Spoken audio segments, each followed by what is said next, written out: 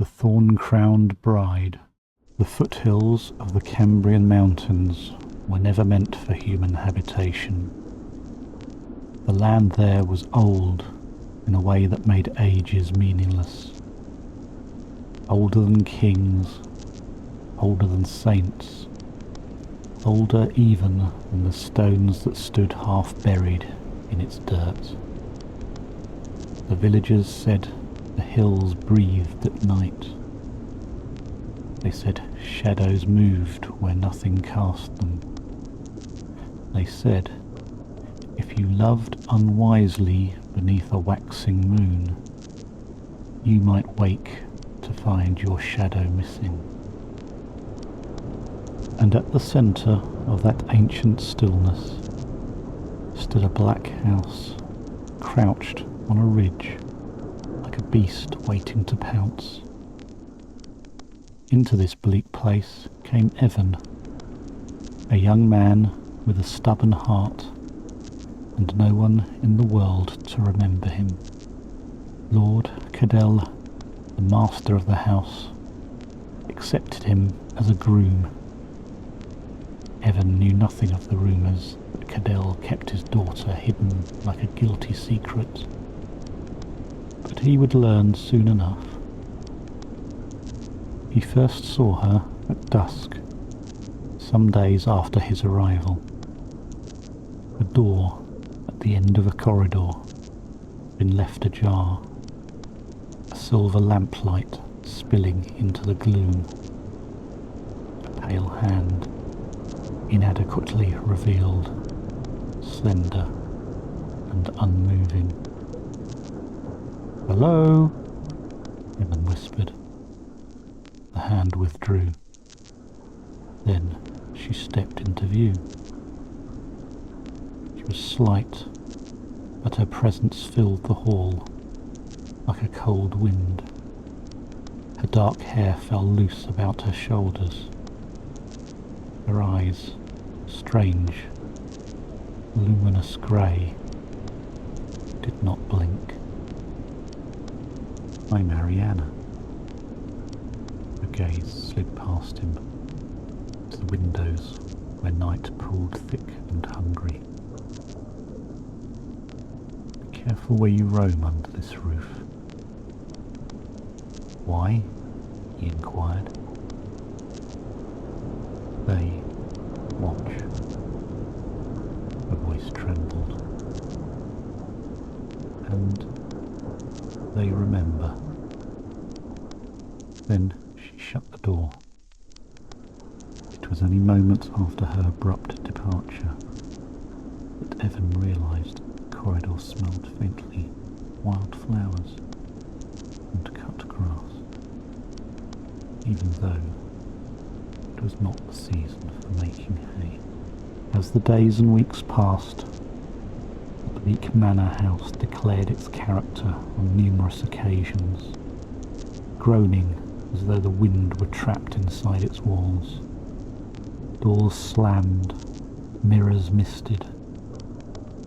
More than once, Evan glimpsed shapes in the corners, shifting, expectant, gone when he looked directly.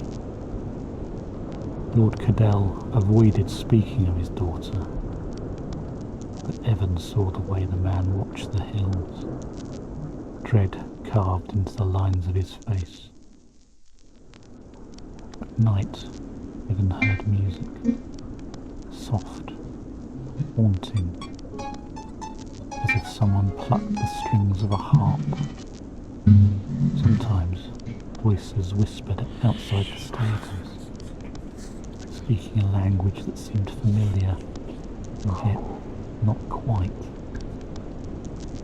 But always, there was Ariana. One evening, Evan found her standing in the mist outside the house, bare feet sunk into the dew-wet grass, as if she were rooted there.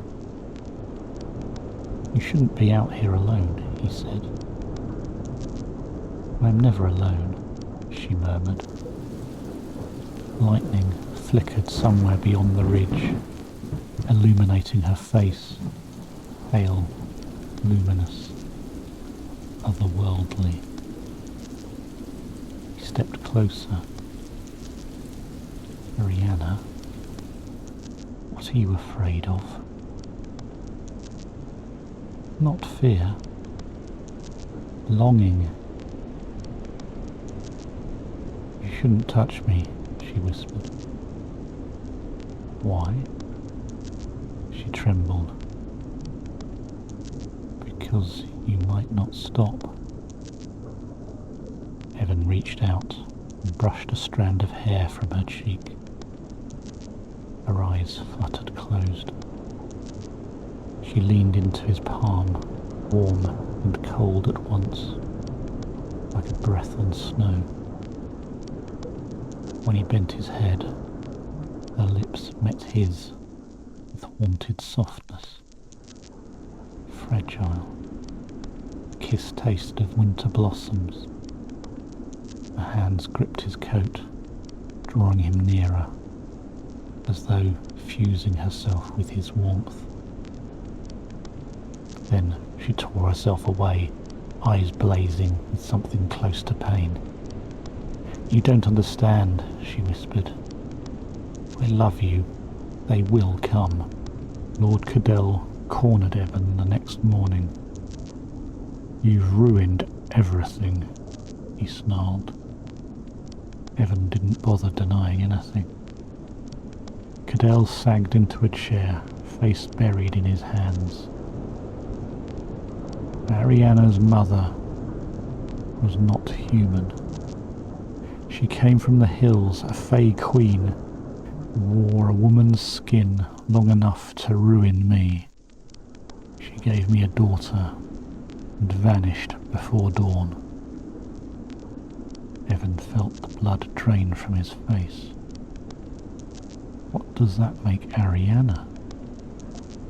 Half of us and half of them, which means she belongs to no world, and they, Cadell's voice broke, they want her back, and they always have.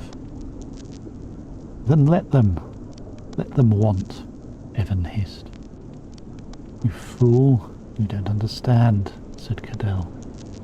They don't want her alive. Ariana withdrew from Evan in the days that followed, but her gaze followed him, heavy, bruised with longing. She avoided touch, but her tremors grew worse. Sometimes she seemed to shimmer, like moonlight passing behind a cloud.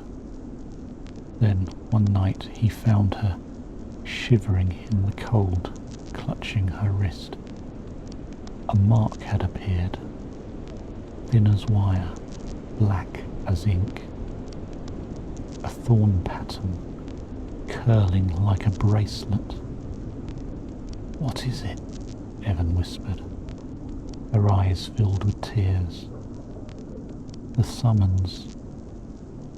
She leaned her forehead into his chest, hands clutching desperately at his shirt. They're coming. Midsummer arrived like a blade through silk.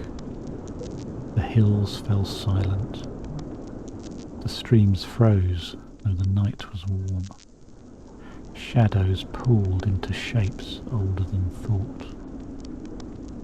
Ariana walked into the darkness alone. Evan followed.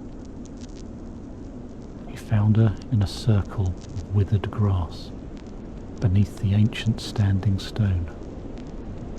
Around her gathered the fae, beautiful, feral, terrifying. Some wore human faces carved in ice. Others were nothing but eyes and shadow. The tallest, crowned with living thorns, stepped forward. Child of our blood, it said, you are summoned. Her Ariana shook her head, tears streaking her cheeks. No, the fae hissed, the very air bruising with their anger. Evan pushed into the circle. Leave her! The thorn-crowned being regarded him with cold amusement. A mortal! Its voice was unnervingly gentle. Of course. Ariana grabbed Evan's hand. The contact burned with cold fire. Go, she pleaded. They will kill you. I won't leave you. Her breath broke. Evan, please. The fae laughed softly. He loves you. Ariana went still. The thorn crown tilted. Then the choice is sealed. It raised a hand. Ariana screamed. Power ripped through her body. Silver, violent, beautiful. Evan held her as her spine arched, her cry echoing through the cold hills. Wings burst from her back, vast, radiant, edged with golden fire. Not angelic, not gentle. These were the wings of something wronged for centuries. Ariana rose into the air, glowing fiercely, shaking with agony and power. Enough, she cried. I will not be yours. The hills shuddered, grass blackened, the fae recoiled. Ariana lifted her thorn-marked hand. The mark flared with blinding light, and the fae fled, torn away like smoke. Then the wings faltered. She fell. Evan caught her. Dawn found them collapsed beneath the standing stone. Ariana's wings had vanished. Her skin was pale, almost translucent. The breath was barely there. They'll be back, she whispered. I broke their law. I used their power against them. There's only one price for that. We'll run. She smiled faintly. You can't run from something older than time. Her fingers traced his jaw, soft, trembling. I wanted a lifetime with you. You will have it, Evan said fiercely. But her eyes already held the truth. Mortals don't love like fae, she whispered. When we love, we burn.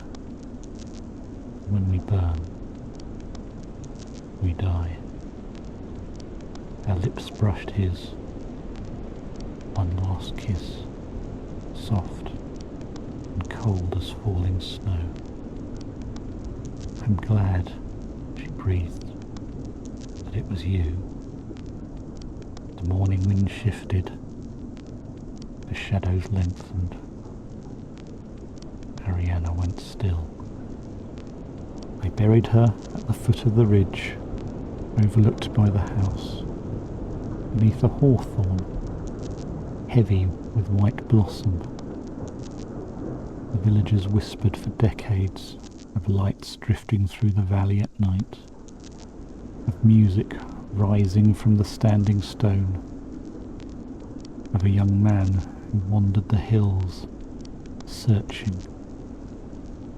Some say they see her still, pale, glowing faintly, walking barefoot through the heather, wings flickering silver before vanishing into mist. Some say the fae reclaimed her body. Some say she waits for Evan beneath the twilight hills. But one thing is certain. Ariana was never meant for the mortal world.